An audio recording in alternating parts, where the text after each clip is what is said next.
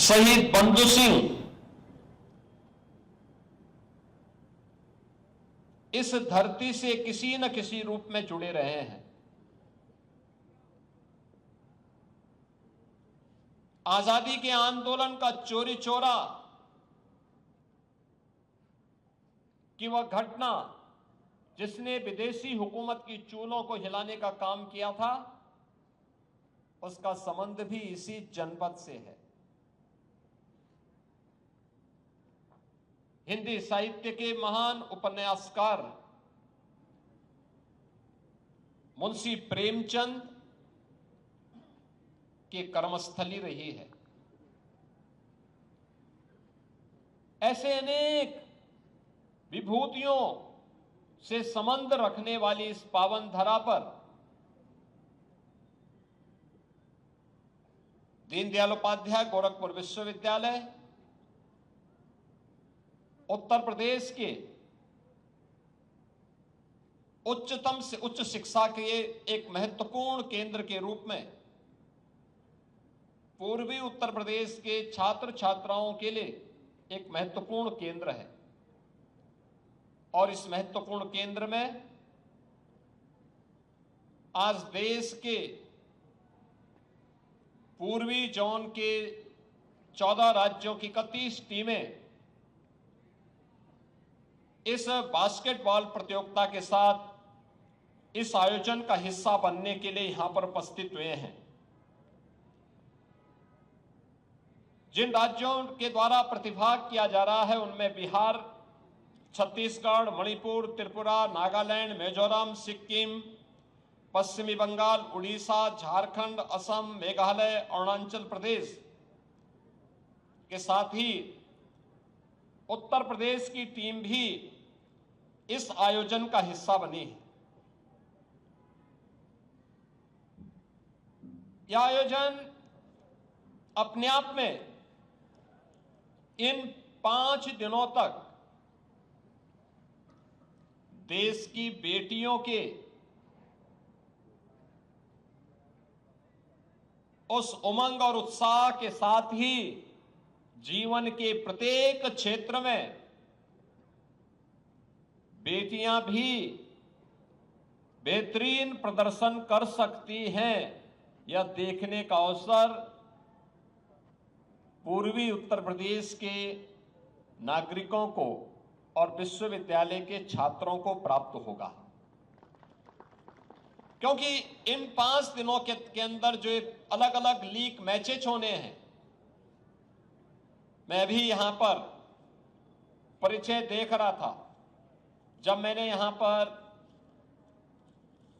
अभी प्रातःकालीन सत्र में उद्घाटन सत्र के दौरान यहां पे दीनदयाल उपाध्याय गोरखपुर विश्वविद्यालय और शहीद नंद कुमार पटेल विश्वविद्यालय रायगढ़ की टीम का मैं परिचय ले रहा था, एकदम उत्साह से भरपूर, आत्मविश्वास से भरपूर ये दोनों टीमें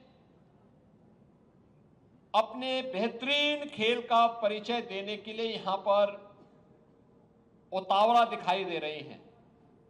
और मुझे लगता है कि जब हम खेल की बात करते हैं तो आपने पिछले 11 वर्ष के अंदर देश के अंदर एक नई खेल संस्कृति को जन्म लेते हुए देखा है।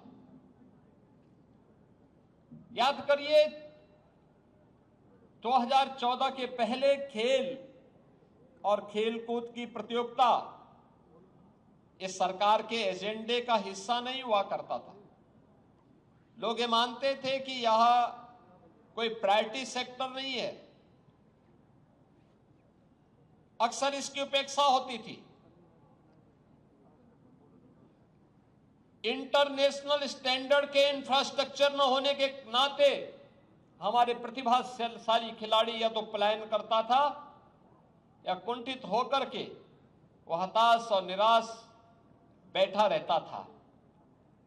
लेकिन अब देश के अंदर 2014 के बाद जिस प्रकार की एक नई खेल संस्कृति प्रधानमंत्री मोदी जी ने विकसित की है, आज वह देखते हुए बनती है। याद करिए जब उन्होंने देशवासियों को खेलो इंडिया खेलों के माध्यम से जोड़ने का आह्वान किया था,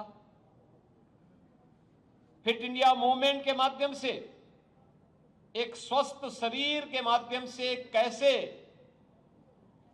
हम सशक्त राष्ट्र के निर्माण की आधारशिला तैयार कर सकते हैं, इसकी प्रेरणा दी। सांसद खेलकूद प्रतियोगिता के माध्यम से गांव-गांव तक इन खेलकूद की प्रतियोगिताओं को हम आगे बढ़ाएं, इसके लिए उन्होंने प्रेरित किया। और अब तो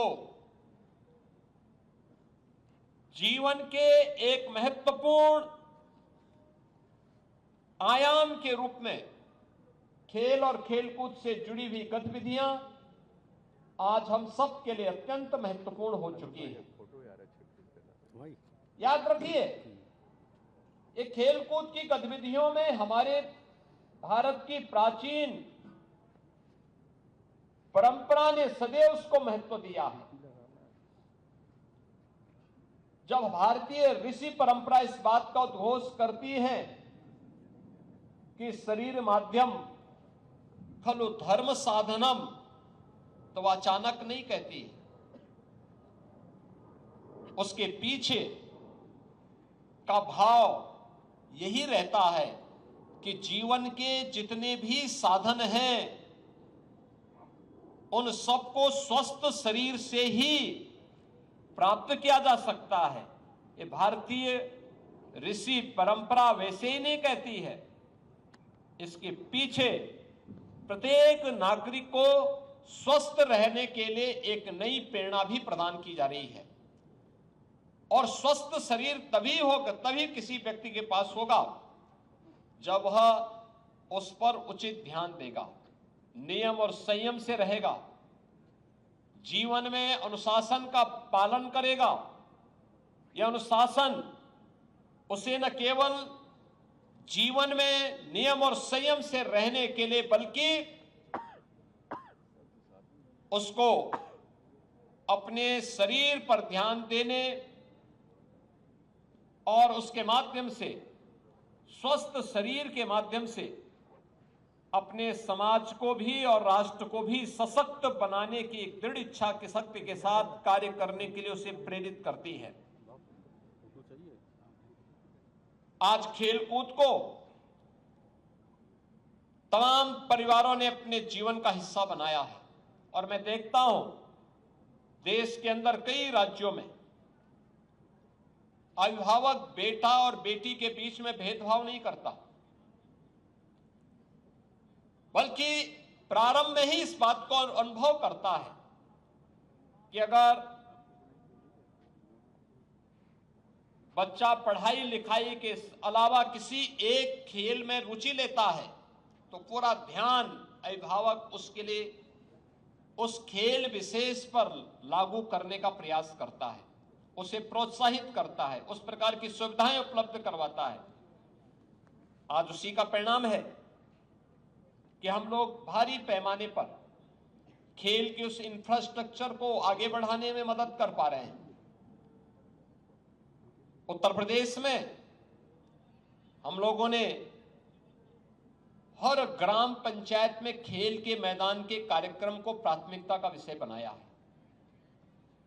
ग्राम पंचायत हो या नगर निकाय, वहां ओपन जिम के निर्माण हो,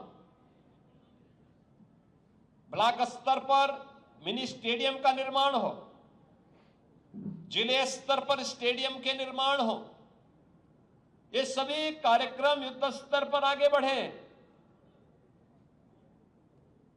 अब केवल ओलंपिक में या कॉमनवेल्थ या एशियाड में या वर्ल्ड चैंपियनशिप में मेडल प्राप्त करने वाले खिलाड़ियों को